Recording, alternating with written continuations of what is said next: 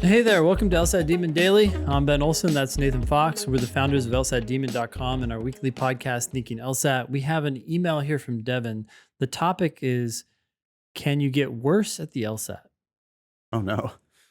Hi, Ben and Nathan. I've been studying with the LSAT Demon Live subscription for a year now. My diagnostic score was a 143, and I have since improved by 25 points, with my latest practice test being a 168. Damn. Okay, that doesn't sound like getting worse. 25 points. That's Pretty a life-changing amount of improvement. I want us to start there, Devin. Congratulations. Like you're winning at life. You are winning extremely hard at life right now because that improvement will change your life. It will get you into schools that you never would have gotten into. It'll get you full ride scholarships at schools that you would have been waitlisted or denied at. Yeah. And so congratulations. You need to be like counting your blessings constantly is what I would recommend. Because I'm within striking distance of the 170s, I've decided to take my first real LSAT this coming January. Okay. Recently, I have noticed that when I am drilling, I am missing a lot more questions than I used to. At one point in my studies, I got to the point where level 5 LR questions were easy and I would get most, if not all of them correct. However, for the past month or two, even level 3 LR questions are giving me a hard time, and I find level 5 questions nearly impossible to get right.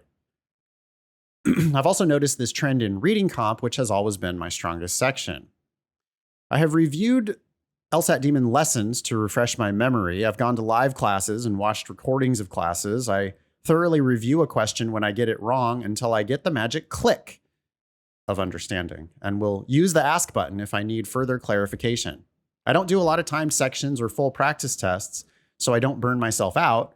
And I'm sure to give myself breaks when studying for the same reason. I study 5 days a week for about 2 or 3 hours each day. I listen to your podcasts a lot and feel that I've taken all of your advice to be the best LSAT Demon student that I could be. Yet 3 weeks out from the January test, I feel like I understand the LSAT less than I did a few months prior. Is it possible to get worse on the LSAT? Am I psyching myself out because the test is around the corner? Any advice or suggestions that you may have for me would be greatly appreciated. Warm regards, Devin. Wow, Devin, it seems like you're doing so many things correctly and well. I don't even know if correctly is the right word, but you're doing things in a way that seems to work for a lot of people. Yep. I am concerned. I almost wonder if this mental shift from, hey, I got to 168 and I'm within striking distance of the 170s. And now it's like it's almost like you're reaching for the 170s in a way that you haven't been before. Like you've been focusing on the questions. I wonder if that's part of it. And you even kind of allude to that. You said, am I psyching myself out? Right. Because the test is just around the corner. Right. People frequently diagnose their own problems. And I stumbled over it when I was reading the email. You know, she said, because I am within striking distance of the 170s, he or she, I should say. Because I am within striking distance of the 170s, I've decided to take my first real LSAT this coming January. And I went kind of like, maybe really? get those 170s? Yeah. Yeah. I mean, like the best thing you can do for your confidence is to put good scores on your practice test record. And you went ahead and registered for this test. I mean, geez, when was the registration deadline for the January test? Early December? Yeah. I mean, to be fair, we do talk about, hey, look, when you're within striking distance, we use those words, right? But not if it makes you uncomfortable. Yep. Right. I mean, so Devin, there's nothing wrong with just rescheduling this test or cancel this test. I mean, if you're not ready, you're not ready. And there's a lot of negativity in this email.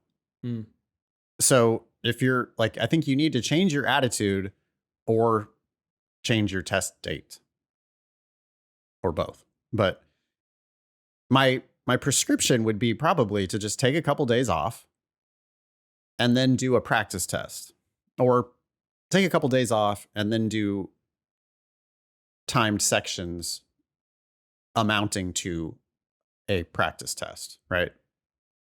One section of games, one section of LR, one section of RC.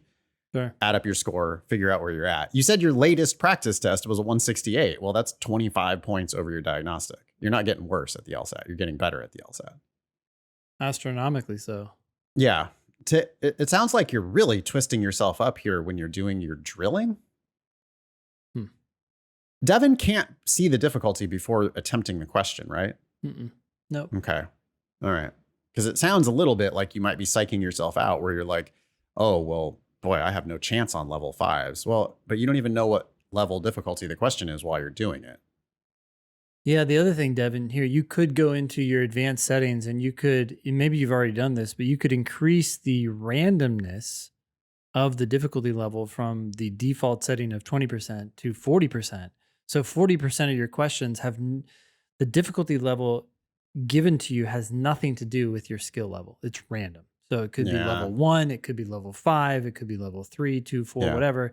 And that might just, maybe that greater amount of randomness would be good for you. Well, and that's why doing some timed sections would be good for you. You can't do a timed section without realizing how easy the LSAT is.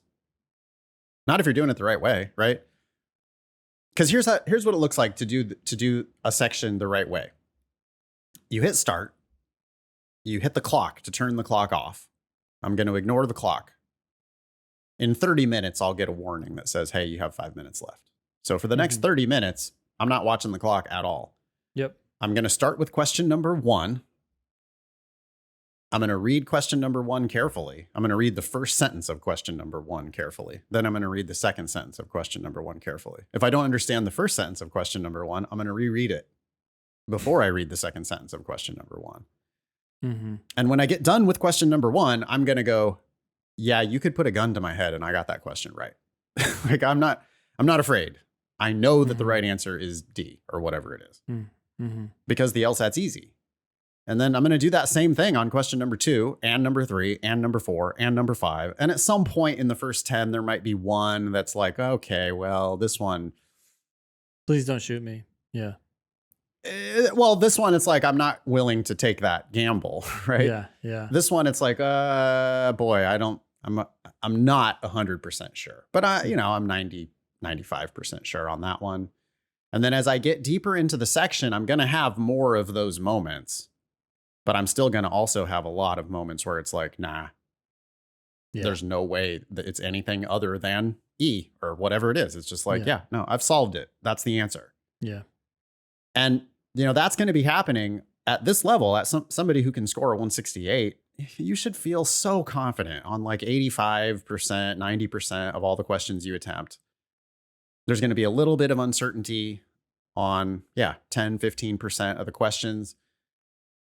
Maybe you finish the section, maybe you don't. Probably not. There's no need to finish the section at your level of scoring. You shouldn't be finishing, really. You should be just accurate, running out of time. When the 5-minute warning comes up, you just bubble in, D, D, D, D, D. And then you see what you got.